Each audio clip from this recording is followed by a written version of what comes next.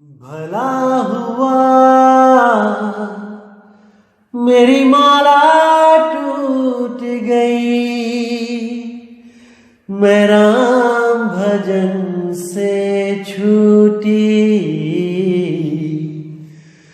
भला हुआ मेरी माला टूट गई, मैं राम भजन से छूटी। मेरे सिर से टली बला, भला हुआ मेरी माला टूट गई, मैं राम भजन से छूटी। मैं राम भजन से छूटी। नमस्कार मेरे प्यारे भाइयों, मेरे परमात्मा के प्यारे जीव हंसों। मैं हमेशा मालिक से यही दुआ करूंगा कि आप सब मेरे भाइयों का विवेक पहले से ज्यादा और ज्यादा और ज्यादा से ज्यादा बढ़ता ही जाए। बस मेरे दिल की यही अरदास है कि ऐसी कोई चीज ना रहे जो आपको समझ ना आए। हर चीज आपको बिल्कुल क्रिस्टल क्लियर होती जाए। बस यही चाहूंगा मैं, यही अरदास करूंगा उस बंदी छोड़ से, उस परमपिता परमात्मा से कि वो आपके विवेक शक्ति में बढ़ोतरी करता ही जाए और ऐसा कोई भी अज्ञान ना रहे इस दुनिया में जो आपको 1% भी भ्रमित कर पाए। कुछ ना रहे ऐसा। आपका ये भाई आपकी पूरी मदद करने के लिए तैयार है।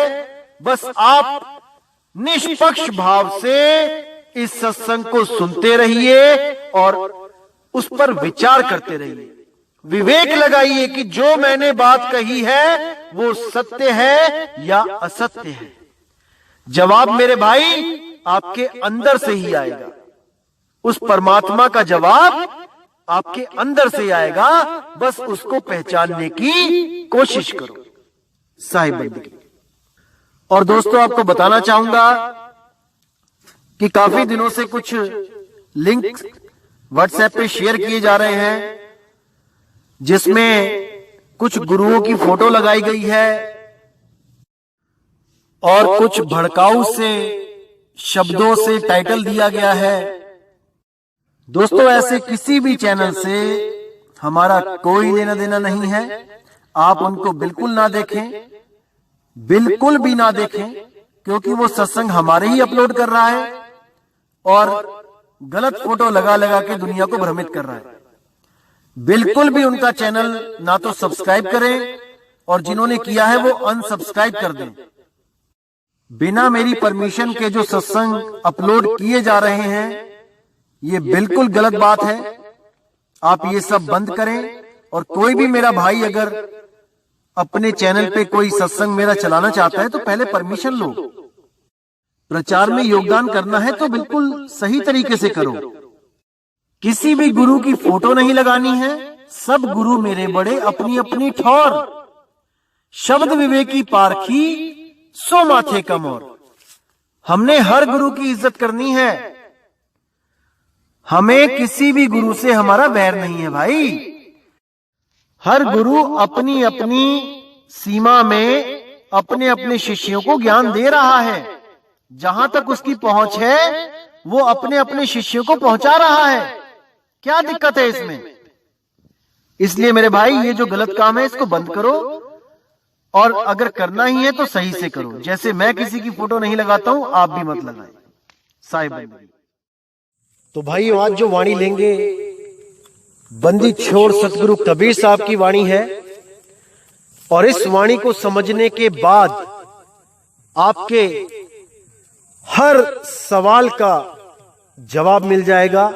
सारे भ्रम खत्म हो जाएंगे। एक सही दिशा में आपका विवेक काम करने लग जाएगा। तो कौन सी वाणी है आज हम जो लेंगे? आपा चीने भरम न साई। ये कबीर साहब की वाणी है। तो क्या कहती है वाणी? दया करी गुरु युक्ति बताई, आपा चीने भरम न साई। यानी गुरुदेव ने दया करके वो युक्ति मुझे बता दी, वो भेद मुझे बता दिया, वो सिमरन का तरीका, वो विधि मुझे बता दी, और मैं इस प्रकृति मंडल से न्यारा होके उस शब्द की साधना करने लगा। जोश प्रकृति से सर्वथा न्यारा ही है, वो प्रकृति से भाई न्यारा ही है, और वो यहीं पर बैठे बैठे घर में ही उसको आप ध्या सकते हैं, उसका सिमरन कर सकते हैं। किसी रूहानी मंडलों पे जाके, किसी भूमियों पे चढ़ के वहां कुछ नहीं मिलने वाला भाई, जो मिलेगा यही मिलेगा। घर ही में घर दिखावे, सो सतगुरु मोहे भावे। तो इसी घर में, इसी शरीर में बैठे बैठे आपको उस आत्मज्ञान को प्राप्त करना है, उस निज नाम को प्राप्त करना है, जिससे आप अपने आप को चीन सकते हो कि आप क्या हो असल में। तो कहते हैं आपा चीने त्रिभुवन सूझे, गुरु प्रताप काल से छूटे। यानी जब आपने अपने आप को सूझ लिया, अपने आप को जान लिया, तो त्रिभुवन भी सूझने लग जाएगा।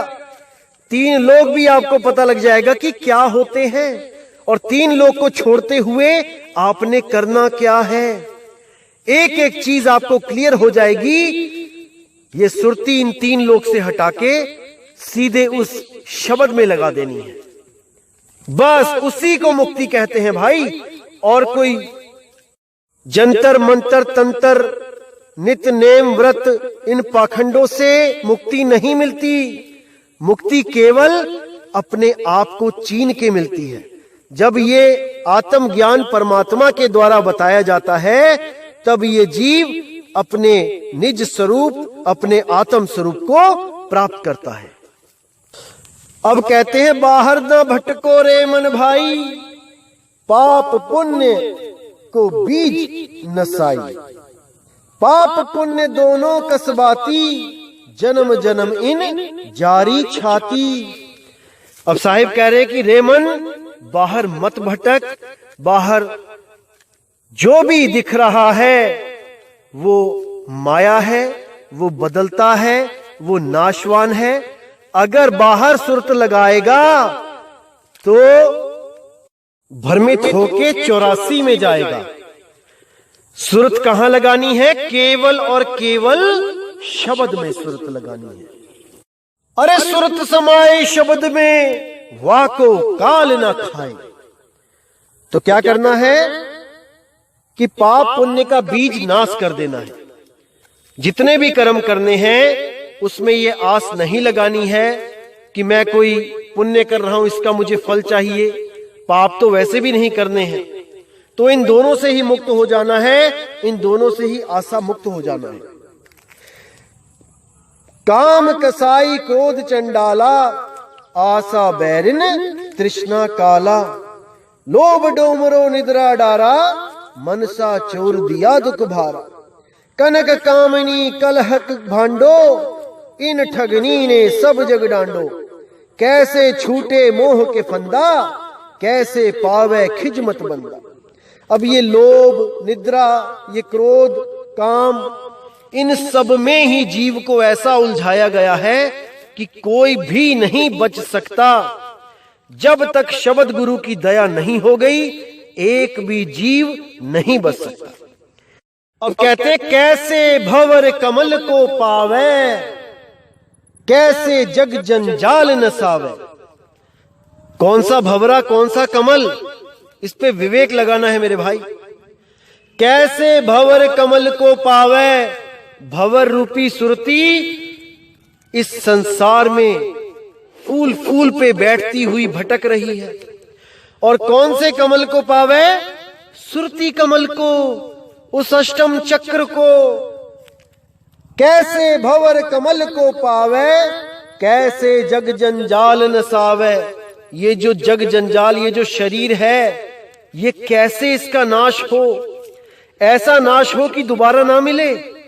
सबसे बड़ी दुविधा यही है, क्योंकि हर इंसान मरते हुए यही सोचता है कि मैं ना मरूं, मैं इस शरीर से ना निकाला जाऊं, मैं इस शरीर में ही रहूं। एक चींटी से लेके हाथी तक अपने शरीर को बचाने के लिए भरसक प्रयास करता है, केवल इसलिए क्योंकि वो अपने निज रूप को नहीं जान रहा है। वो इस मिट्टी के भांडे को ही अपना असली रूप समझ रहा है और सोच रहा है कि अगर ये नष्ट हो गया तो मैं नष्ट हो जाऊंगा, मैं मर जाऊंगा। अरे तुम कभी नहीं मर सकते, तुम अजर अमर अविनाशी हो, लेकिन तुम भूल गए हो अपने उस निज स्वरूप को, जिसको आत्म स्वरूप कहा जाता है, जिसको प्राप्त करने पर काल आपका कुछ नहीं बिगाड़ सकता, क्योंकि इसको ना तो कोई काट सकता है, ना तो कोई जला सकता है। ये आत्म रूप है ही ऐसा। जब तक आप जीव अवस्था में हो, आपको एक कुत्ता भी मार सकता है, लेकिन अगर आप आत्म ज्ञान में आ गए, आत्म स्वरूप को प्राप्त कर गए, तो ये काल आपका कुछ नहीं बिगाड़ सकता। कोई यमदूत आपको नहीं पकड़ सकता, क्योंकि आत्मा को पकड़ा ही नहीं जा सकता। जब तक ये अपने आप को तत्व समझती है, तब तक बेड़ियां भी लग जाती हैं और सर कलम भी किए जाते हैं। लेकिन जब ये आत्म ज्ञान में आ जाती है, तब ये निर्भय पद को प्राप्त करती है। इसका मतलब ये नहीं कि आप ट्रेन के आगे खड़े हो जाओ या किसी पुल से छलांग मार दो, निर्भय पद मिल गया आपको। इसका मतलब है कभी भी आपकी प्राकृतिक मौत आएगी तो आपको पता होगा कि मैंने क्या करना है, कैसे अपनी सुरती को समेट के उस शब्द में लगा देना है। तो आगे कहते हैं, जब सतगुरु सार मत दीना, बड़े भाग से आत्म चीना। बड़े भाग से आत्म जागे, कहे कबीर जब ही भ्रम भागे। जब सतगुरु सार मत दे देते हैं, वो सार नाम दे देते हैं, वो सार शब्द दे देते हैं, अपना निज स्वरूप दे देते हैं, तब आत्मा जाग जाती है। तब जीव समझ जाता है कि मैं आत्मा हूं, और वो उस उच्च अवस्था को प्राप्त कर लेता है जहां पर कोई देवी देवता, कोई पीर पैगंबर, कोई ऋषि महर्षि भी नहीं पहुंच पाता। सारी सारी उम्र नाम जपने में लगा देते हैं, लेकिन वहां तक नहीं पहुंच पाते जहां पे सतगुरु निज स्वरूप प्रदान करके पहुंचा देता है। इसीलिए मलुकदास जी ने बोला, सुर नर मुनि सब थकित भये हैं, रुक गया दरिया नीर। कि सुर नर मुनि भी थक गए, उस स्वरूप को प्राप्त नहीं कर पाए, हजारों लाखों साल भक्तियों में लगा दिए, लेकिन जो गुरु ने मुझे प्रदान किया वो आत्म ज्ञान, वो अनमोल ज्ञान था। ये सुर नर मुनि भी वहां नहीं पहुंच पाते, क्योंकि इनको सतगुरु नहीं मिला, इनको केवल 3 लोक का गुरु मिला। तो कहते हैं, बड़े भाग से आत्म जागे, और कहे कबीर तब ही भ्रम भागे। बड़े भागों से ऐसा गुरु मिलता है जो आत्म ज्ञान इस जीव को दे देता है और इसको हमेशा के लिए बंधनों से मुक्त कर देता है। अगर इसको सतगुरु ना मिले तो मेरे भाई इसका अनमोल जन्म बर्बाद हो जाता है। और आज के समय में इतने ज्यादा जो काल के दूत बैठे हैं, उनका एक ही लक्ष्य है कि कैसे भी इन जीवों का अनमोल जन्म बर्बाद किया जाए। उनका एक ही लक्ष्य होता है, इसके बदले उन्हें क्या मिलता है? इसके बदले उन्हें 3 लोक की माया मिलती है। बड़े बड़े आश्रम, बड़े बड़े मंदिर, बड़े बड़े खजाने भर जाते हैं, केवल इसीलिए कि जीव को उलझाओ। जैसे आपने देखा है फिल्मों में, जो स्मगलर होता है, जो विलेन होता है, वो अपने गुर्गों को दारू, मीट, अंडा, शराब, इनकी कोई कमी नहीं होने देता। इसी प्रकार काल भगवान भी जो उसके कालदूत जो इस दुनिया में गुरु बन के बैठे हैं, उनको भी किसी चीज की कमी नहीं रहने देता, उनको भी अनंत भंडार भर देता है, केवल इसीलिए कि ये जीव कहीं अपने निज स्वरूप को प्राप्त ना कर ले। क्योंकि अगर उसने अपना स्वरूप प्राप्त कर लिया तो ये मन मर जाएगा, ये 3 लोक का राजा मर जाएगा। इसलिए इसने भरमाने के लिए ऐसे ऐसे गुरुओं को इस कलयुग में भेज रखा है। क्योंकि अनुराग सागर के हिसाब से काल ने कबीर साहब से वचन लिया कि 3 युग में मत आना, प्रचार करने मत आना, अगर आना है तो कुछ कुछ बहुत कम जीव ले जाना, अपना पंथ मत चलाना, हां कलयुग में जितने मर्जी ले जाना। तो कबीर साहब ने कहा कि मुझे पता है कि तूने ऐसा क्यों वचन लिया है, 3 युग में तू बहुत भरमाएगा जीवों को, तरह तरह के अवतारों में उलझाएगा, लोगों को मारेगा, फिर अपना ही एक रूप अवतार बना के अपनी ही आस लगवाएगा, भक्षक को रक्षक कहलवा के उससे प्रेम करवाएगा, और कलयुग में पाप बढ़ाएगा, व्यभिचार बढ़ाएगा, नशे बढ़ाएगा, ताकि कम से कम जीव सत्य को जान पाए, सत्य के साथ जुड़ पाए। बीड़ी सिगरेट गुटखा पता नहीं क्या क्या नशे करवाएगा और उसके मन को इन नशों का गुलाम बना लेगा।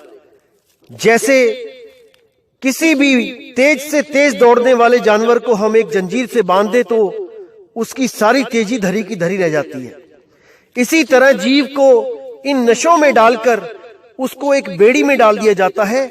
एक 10 ग्राम की बीड़ी, एक 10 ग्राम की बीड़ी 80 किलो के शरीर को उठा के उस दुकान तक पहुंचा देती है। कितना बड़ा बंधन है, लेकिन इसको कोई समझ नहीं रहा है। इसको भाइयों जब तक नहीं समझोगे इन बंधनों को, आप मुक्त नहीं हो पाओगे। सबसे पहले तो अपना तन शुद्ध कर लो। कोई मीट मांस अंडा दारू बीड़ी जर्दा गुटखा खैनी कुछ नहीं खाना है। पहले इस तन को शुद्ध करो, उसके बाद गुरु से नाम लो और इस मन को शुद्ध करो और अपना आत्मज्ञान प्राप्त करो। इस मन पे पूरी नजर रखनी है। ये कहां कहां पे आपको फंसा रहा है, पूरी नजर रखनी है। और देखना मेरे भाई, जिस दिन से आपने इस पर नजर रखनी शुरू कर दी कि ये क्या सोच रहा है, क्या ख्याल पैदा कर रहा है, अच्छा कर रहा है कि बुरा कर रहा है, आपने ये निर्णय लेना शुरू कर दिया, तो मेरे भाई आप समझो कि इसकी गुलामी से बाहर हो। अगर आपने इसको पकड़ना सीख लिया, नहीं तो ये आपको ऐसे ऐसे भरमाएगा कि आप संभल नहीं पाओगे। तो इसीलिए दोस्तों, जो आत्म ज्ञान है, बिना उसको प्राप्त किए इस मन से नहीं जीता जा सकता।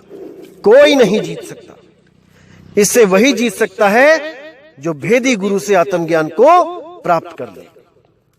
तो दोस्तों, इसी के साथ मैं सत्संग समाप्त करता हूं और उम्मीद करूंगा कि अपने आप को चीनने के लिए, अपने आप को जानने के लिए, अपने असली स्वरूप को जानने के लिए आप जरूर विवेक लगाओगे, सत्संगों को समझोगे, और पूरी उम्मीद करता हूं कि कोई भी अज्ञान आपके पास भी नहीं फटकेगा, अगर आपने विवेक लगाना सीख लिया तो दोस्तों, इसी के साथ मुझे विदा करें। जय गुरु बंदी छोड़ वैराग साहिब, जय गुरु बंदी छोड़ साधु शरण साहिब, जय गुरु बंदी छोड़ बाबा मदन साहिब, जय जय सतगुरु बंदी छोड़ सतगुरु सत्य कबीर साहिब की सदा ही जय हो, सदा ही जय हो मेरे मालिक की साहिब बंदगी सतनाम।